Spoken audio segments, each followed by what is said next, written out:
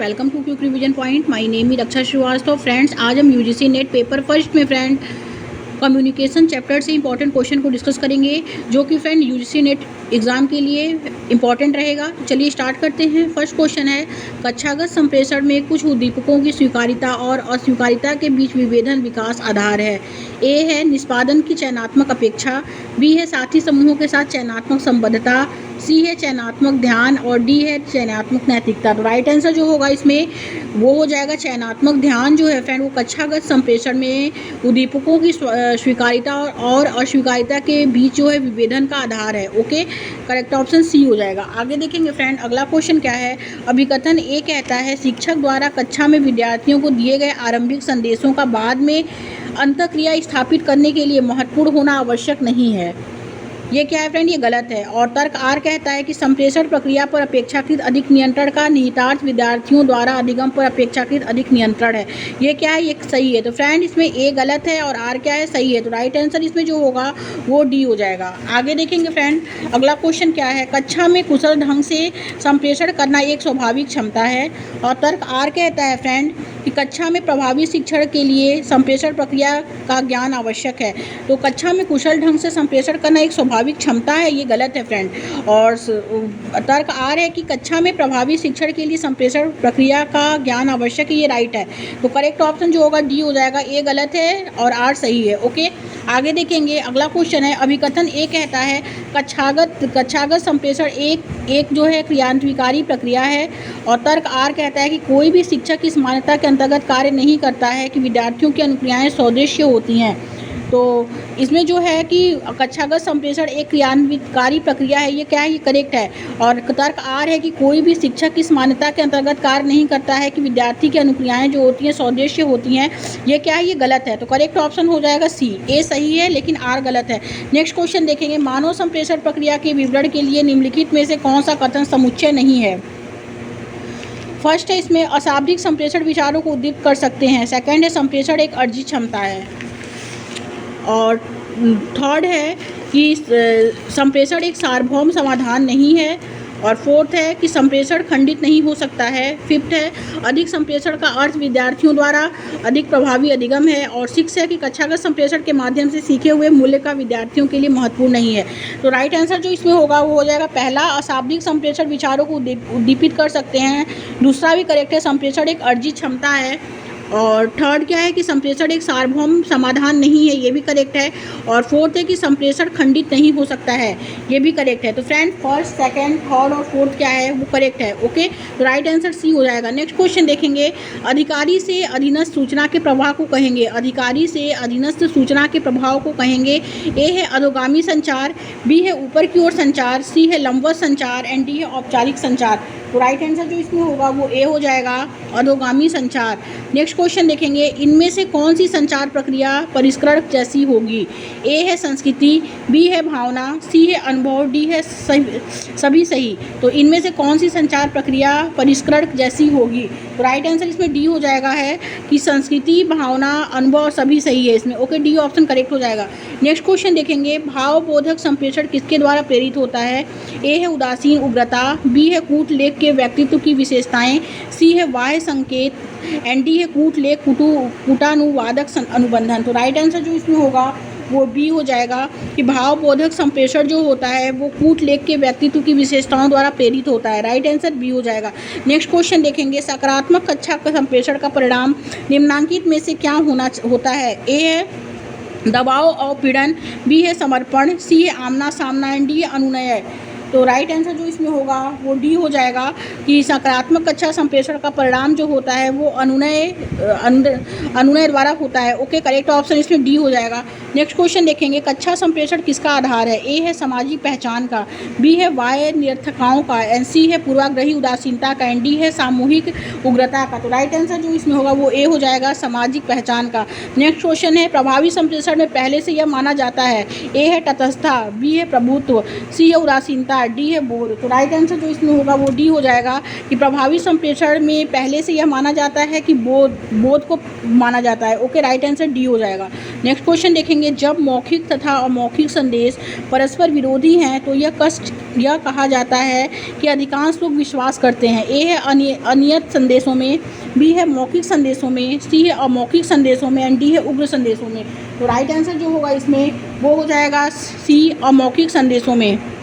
आगे देखेंगे, अगला क्वेश्चन है कि किसी सूचना समृद्ध कक्षा व्याख्यान की सामान्य विशेषता इसके किस व्यक्ति के होने में होती है।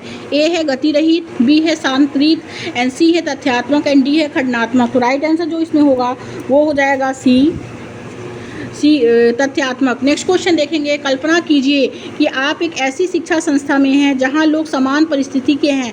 ऐसी स्थिति में संप्रेषण की कौन सी पद्धति सबसे अधिक उपयुक्त है और प्रायः इस प्रसंग में काम में लाई जाती है। ए है क्षैतिज संप्रेषण, बी है ऊर्ध्व संप्रेषण, सी है कॉर्पोरेट संप्रेषण, डी है प्रति संप्रेषण। तो राइट आंसर जो इसमें होगा वो ए हो जाएगा, क्षैतिज संप्रेषण। नेक्स्ट क्वेश्चन देखेंगे, कक्षा में विद्यार्थियों को संबोधित करते समय अध्यापक द्वारा ध्यान में रखे जाने वाले महत्वपूर्ण तत्व को चिन्हित कीजिए। ए है सांधिध्य से बचना, बी है वाक् स्वाराघात परिवर्तन एंड सी है पुनरावृत्ति विराम एंड डी है स्थिर भंगिमा। तो राइट आंसर जो होगा वो बी हो जाएगा, वाक् स्वाराघात परिवर्तन। नेक्स्ट क्वेश्चन देखेंगे, प्रभावी संप्रेषण में अवरोधक क्या है। ए है नीति प्रवचन, निर्णय परक होना और सात्वना प्रदायी टिप्पणियाँ, बी है संवाद सारांश और आत्म समीक्षा, सी है सरल शब्दों का प्रयोग, शांत प्रतिक्रिया और रचनात्मक अभिवृत्ति, डी है व्यक्तिगत कथन, नजर मिलाना और सरल वर्ण। तो राइट आंसर जो इसमें होगा वो ए हो जाएगा। प्रभावी संप्रेषण में अवरोधक क्या है तो वो है नीति प्रवचन, निर्णय परक होना और सात्वना प्रदायी टिप्पणियाँ। राइट आंसर ए हो जाएगा। नेक्स्ट क्वेश्चन देखेंगे, संप्रेषण प्रतिभागियों का चयन किस कारक द्वारा प्रभावित होता है। ए है सांधिध्य, उपयोगिता, अकेलापन, बी है उपयोगिता, गुप्तता असंवादिता, सी है गुप्तता असंवादिता छल एंड डी है विषमता असंवादिता विपथन। तो संप्रेषण प्रतिक्रियाओं का चयन किस कारक द्वारा होता है तो राइट आंसर जो होगा ए हो जाएगा, सांधिध्य, उपयोगिता और अकेलापन। नेक्स्ट क्वेश्चन देखेंगे, एक अध्यापक के रूप में कक्षा में आपकी प्रभावी उपस्थिति सुनिश्चित करने के लिए सर्वोत्तम विकल्प का चयन कीजिए। ए है सहयोगी समादेश का प्रयोग, बी है आक्रामक कथन करना, सी है सुस्थापित भंगिमा का अंगीकरण एंड डी है प्राधिकारवादी होना। तो राइट आंसर जो इसमें होगा वो सी हो जाएगा, सुस्थापित भंगिमा का अंगीकरण। नेक्स्ट क्वेश्चन है, प्रत्येक संप्रेषक को किस प्रकार का अनुभव होता है। ए है क्षिप्त आवेग, बी है प्रत्याशित उत्तेजना, सी है होमोफिली का मुद्दा, डी है प्रतिस्थिति विस्थापना। तो राइट आंसर जो इसमें होगा वो बी हो जाएगा, प्रत्याशित उत्तेजना। नेक्स्ट क्वेश्चन देखेंगे, विचारों के गतिशील पैटर्न की शुरुआत के लिए कक्षा संप्रेषण का केंद्रीय बिंदु के रूप में प्रयोग कहलाता है। ए है व्यवस्थापन, बी है समस्या उन्मुखीकरण, सी है विचार प्रोटोकॉल और डी है मस्तिष्क चित्रण। तो राइट आंसर जो इसमें होगा डी हो जाएगा, मस्तिष्क चित्रण। आगे देखेंगे, अगला क्वेश्चन क्या है कि वाणी के बजाय आवाज के पहलुओं को जाना जाता है। ए है शारीरिक भाषा के रूप में, बी है व्यक्तिगत भाषा के रूप में, सी है पराभाषा के रूप में एंड डी है वितरण भाषा के रूप में। तो राइट आंसर जो होगा वो सी हो जाएगा, पराभाषा के रूप में। नेक्स्ट क्वेश्चन है, प्रत्येक प्रकार का संप्रेषण प्रभावित होता है। ए है अभिग्रहण से, बी है संचरण से, सी है गैर विनिमय से, विनियमन से एंड डी है संदर्भ से। राइट आंसर इसमें डी हो जाएगा, संदर्भ से।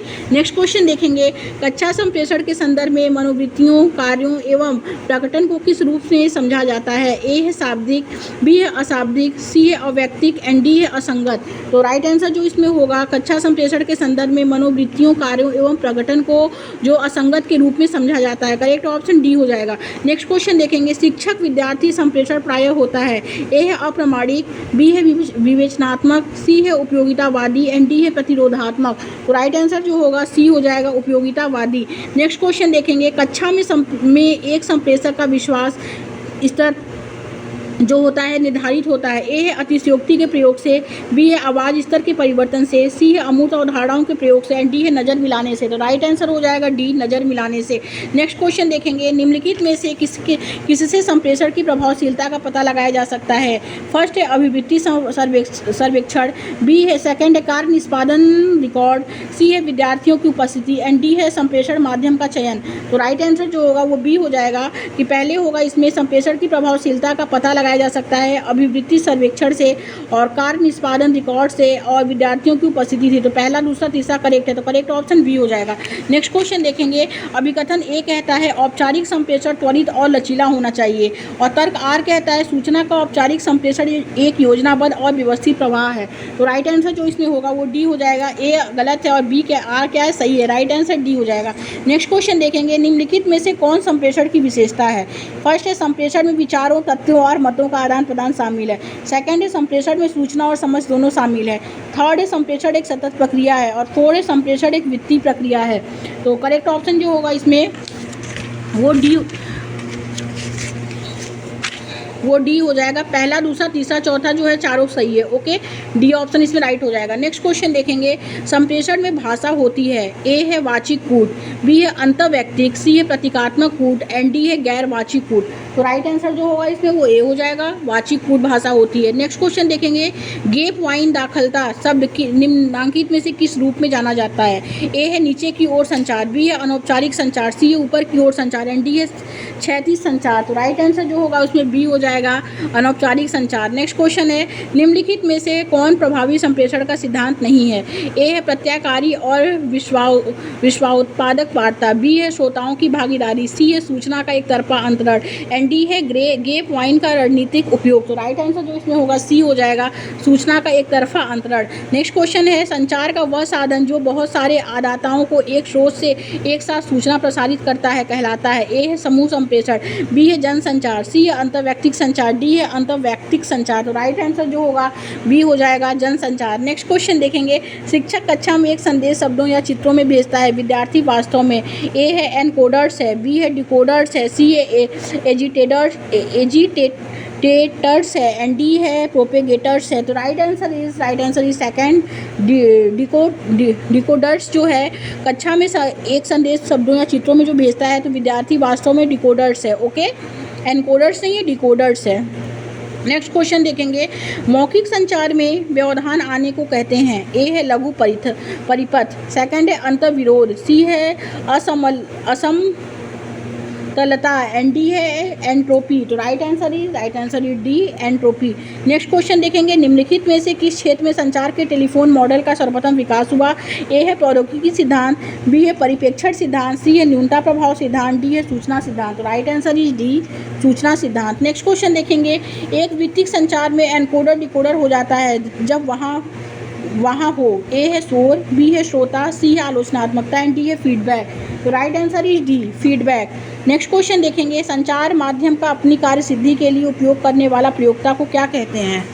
ए है इसमें निष्क्रिय श्रोता, बी है सक्रिय श्रोता और सी है सकारात्मक श्रोता एंड डी है नकारात्मक श्रोता। तो राइट आंसर इज बी, सक्रिय श्रोता। नेक्स्ट क्वेश्चन देखेंगे। कक्षा संचार का वर्णन निम्नलिखित में से किसके द्वारा किया जा सकता है?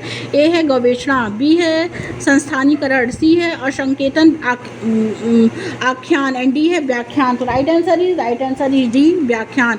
नेक्स्ट क्वेश्चन देखेंगे। सैद्धांतिक कोड हमारे सामूहिक फिल इन दी ब्लैंक्स को आकार प्रदान करते हैं। ए है निर्माण, बी है अवबोधन, सी है खपत एंड डी है सृजन। तो राइट आंसर इज बी, अवबोधन। Next question.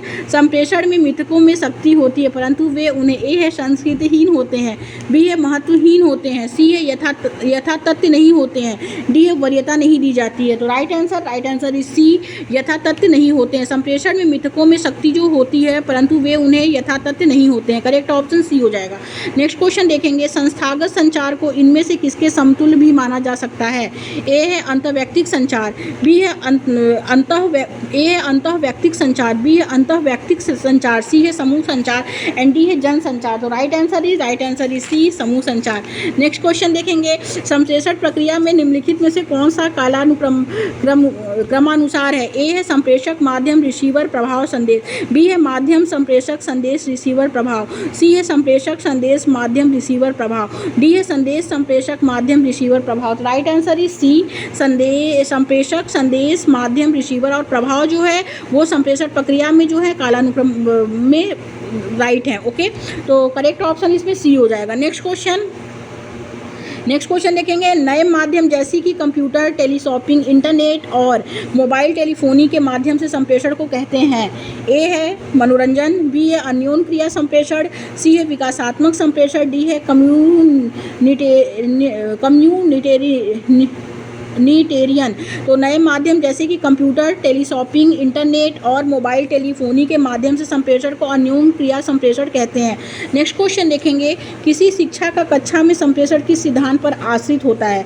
ए है इंफोटेनमेंट, बी है एजुटेनमेंट, एंड डी सी है मनोरंजन, एंड डी है ज्ञानोदय। तो right answer is B edutainment. Okay, next question देखेंगे, शिक्षक जब अपने विद्यार्थी के साथ संप्रेषण करता है तो महत्वपूर्ण होता है। ए है सहानुभूति, बी है तदनुभूति, सी है उदासीनता, एंड डी है विदेश। तो राइट आंसर इज बी तदनुभूति। नेक्स्ट क्वेश्चन देखेंगे, टेलीफोन निम्नलिखित में से किसका एक उदाहरण है। ए है रेखी संचार, बी है अरेखी संचार, सी है वर्तुल, एंड डी है यंत्रीकृत। राइट आंसर इज ए रेखीय संचार।